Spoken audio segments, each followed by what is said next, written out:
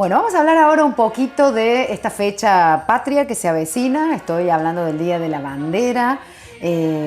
Vamos a comentar y vamos a reflexionar en torno a eso para aprender qué significa este símbolo patrio y bueno, cómo fue en la historia permaneciendo, ¿no? en la sociedad argentina. Estamos recibiendo a José Luis Torres, él es profesor de historia, le damos la bienvenida y bueno, y le otorgamos a él esta idea de, bueno, enseñarnos un poco. ¿Cómo estás, José Luis? Hola, Ivana, ¿qué tal? Gracias por invitarme.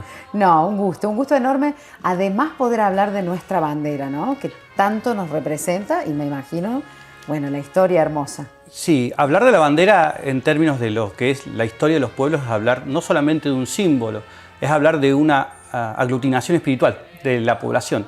Es una identificación que sin tener palabras, sin tener sonidos, simplemente una simbología de un lienzo flameando genera una circunstancia de pertenencia muy fuerte y de conciencia histórica más próxima, más lejana de todos los que participan de esa idea de épica, ¿no? de ser pueblo, de ser parte de ese pueblo con sus triunfos y las luchas, ¿no? Bien, hablar de pertenencia creo que es algo que nos ubica, ¿no? En esto de ser, decir soy argentino y estos colores me representan y cuánto nos hacen sentir en situaciones en donde, bueno, nos unimos y tenemos como un objetivo claro, ¿no? Cuando hablamos tal vez de la patria, bueno, ¿qué es la patria? ¿Cómo explicamos eso que sentimos cuando estamos lejos de nuestro lugar, de nuestra familia, de nuestra gente?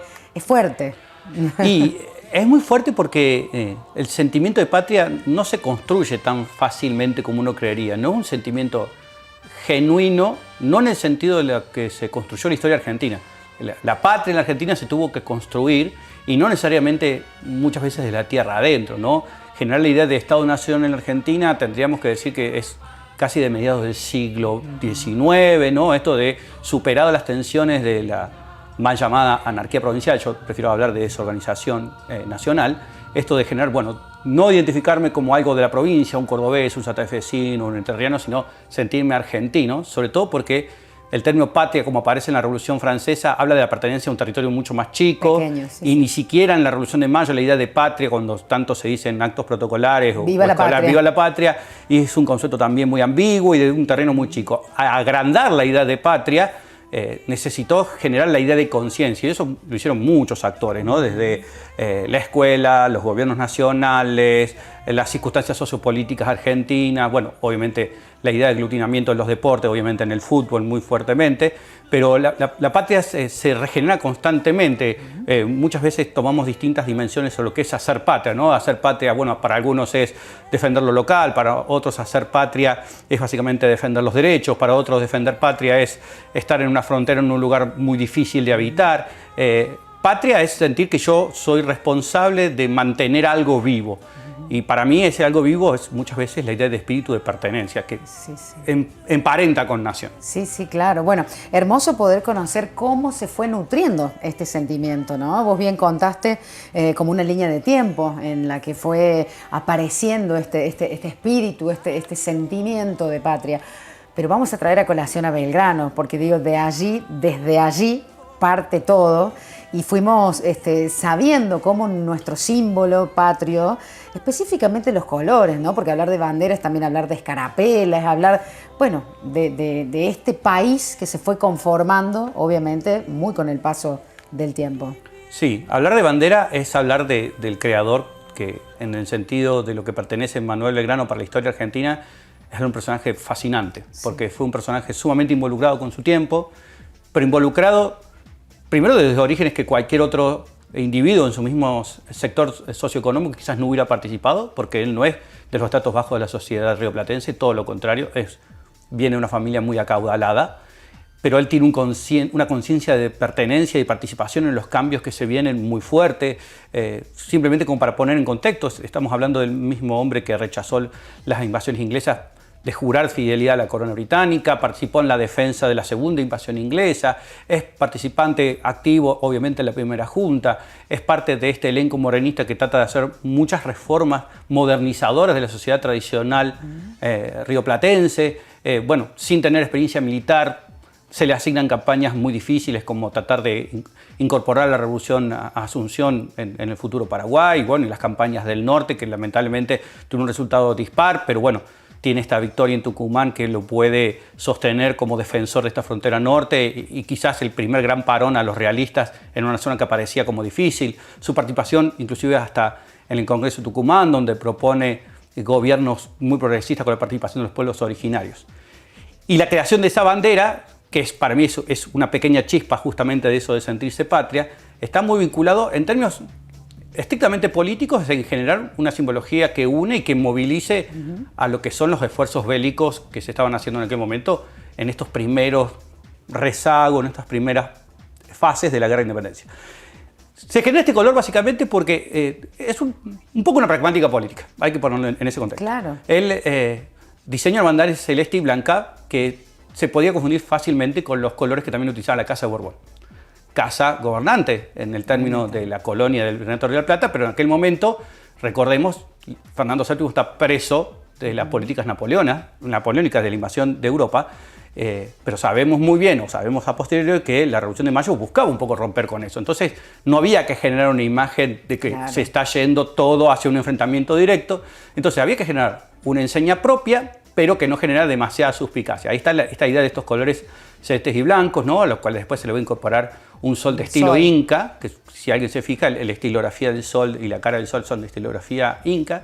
Y esta idea, bueno, de retomar, porque él cuando envía la carta al gobierno en Buenos Aires, donde bueno, pide autorización para decir, bueno, se ha izado la bandera acá a las orillas del Paraná en Rosario, el 27 de febrero de 1812, dice, bueno, estos son los colores mismos que también utilizaron French y Beruti en la escarapela del 25, ¿no? Hace evocación a otra épica para justificar esto. En su momento no fue muy bien recibido, no tuvo una aceptación inicial, sí esto se confirma en la Asamblea de 1813, pero es justamente esta visión un poco medio romántica, adelantada a su tiempo, de que si yo quiero generar esta idea de pertenencia, de épica, de heroicidad, tengo que generar un símbolo que me aglutine y me haga ver hacia adelante. Y para mí creo que esta fundación en términos reales del formato de nuestra bandera y los colores de nuestra bandera fue un paso en ese sentido. Bueno, un visionario, ¿no? Para su época, porque digo, vamos a ser como los alumnos, te imagino en tu clase teniendo que contextualizar esto de la historia, ¿no? Cuando uno habla de la historia es un pasado que se va a reflejar en el presente constantemente, pero cuesta salirnos de la era digital, salirnos de lo que tenemos en la actualidad. Entonces pensarlo a Belgrano en esa soledad, en esa no globalización, digo, nos hace verlo aún más grandioso en cuanto a su época, ¿no? y a sus logros. No, y se agrandan más su figura pensando muchas veces en los contextos de la actualidad sociopolítica de Argentina, de pensar que Belgrano murió en la pobreza. En la pobreza. Absoluta, y habiendo donado casi todos sus ingresos para la construcción de escuelas que no se hicieron hasta más de 100 años después. Y muy poquitas, nada que ver con lo que él había pensado, ¿no? Y él ya tenía muy claro, estamos hablando de principios del siglo XIX, 1820, que la educación era el camino, ¿no? Y en el contexto en el que hoy, supuestamente, en esta globalidad, vemos que ciertas representaciones de la sociedad sociopolítica, ¿no? No son a veces muy sinceras, o no las creemos honestas, o no las creemos genuinas, que no lo hacen porque realmente lo siente. Belgrano, de estos orígenes sumamente pudientes, a fallecer básicamente en un estado de pobreza, de pobreza y abandono, además, porque tampoco tuvo demasiado reconocimiento oficial en su propia época. Lamentablemente en la historia argentina casi nadie es profeta en su tierra. Indica justamente ese nivel de compromiso. Y yo creo que eso en el tiempo, en la lupa de la historia, agiganta todavía más la figura en un tiempo en el cual creo que en general nos encontramos un poco huérfanos de esas representaciones genuinas y valiosas. Bueno, es interesante también hablar un poco de sus contemporáneos, porque digo, a veces tenemos tan fragmentada la historia, ¿no? Tenemos épocas con fechas que, bueno, son muy representativas. Vos mencionaste el 25 de mayo, bueno, hablamos más adelante, hablaremos de nuestra independencia, pero digo, cuando se habla de personas, hemos visto muy invisibilizadas a las mujeres y eso también lo hemos remarcado, pero bueno, sería interesante mencionar algunos personajes próceres que han sido considerados también, ¿no?, importantes y que fueron de su entorno.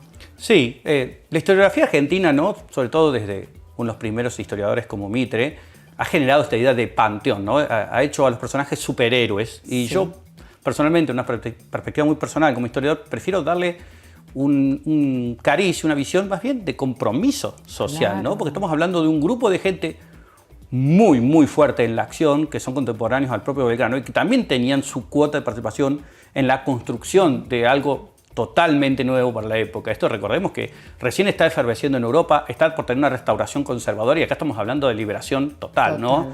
Y bueno, y hay que rescatar a, bueno, a los Mariano Moreno, a los José de San Martín, bueno, a quien vamos a conmemorar lamentablemente su fecha es a Martín Miguel de Güemes.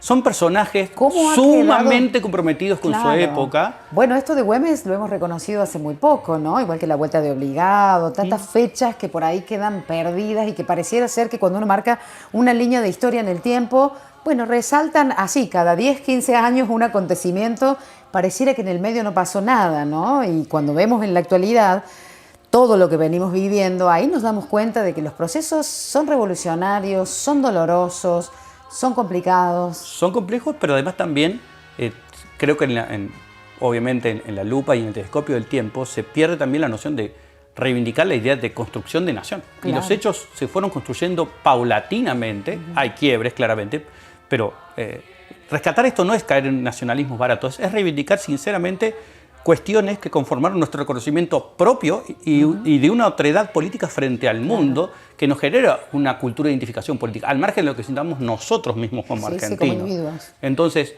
estos personajes son los que contribuyen a esa cristalización, pero es el tiempo de la construcción de otros personajes. Y nosotros mismos, nuestro quehacer, los que generan esa reconstrucción, esa reconfiguración de la patria, pertenecer y ser Estado-nación y pertenecer como tal, tratar de fortalecerlo como tal. Bueno, la verdad que es alucinante, digo, poder hablar de nuestra historia. ¿Cuánta falta nos hace conocer nuestra historia, ¿no? ¿Cuántos cambios serían mucho más reales y certeros si conociéramos más de nuestra historia? Porque es en la que estamos sumergidos, ¿no? Estamos en este país, en este contexto, y muchos y muchas, bueno, la verdad es que conocemos poco y nada de la historia. Se viene una fecha muy importante, que es el Día de la Independencia, que creo que eso marca un comienzo vos mencionaste la palabra nación, es algo muy bonito que tenemos que remarcar y por eso vamos a volver a invitarte. Pero te agradecemos muchísimo. No, muchas gracias a ustedes nuevamente por invitarme y bueno, sigamos rescatando esta cuestión muy valiosa de sentirnos parte de la historia porque somos sujetos activos de la historia, somos hijos de la historia y somos padres de la historia. Si recordamos eso, creo que vamos a tener mucho más en cuenta lo que hacemos para lo que legamos a quien nos sigue. Bueno, importantísimo. Muchísimas gracias, José Luis. Gracias, Iván. Nos vemos muy pronto.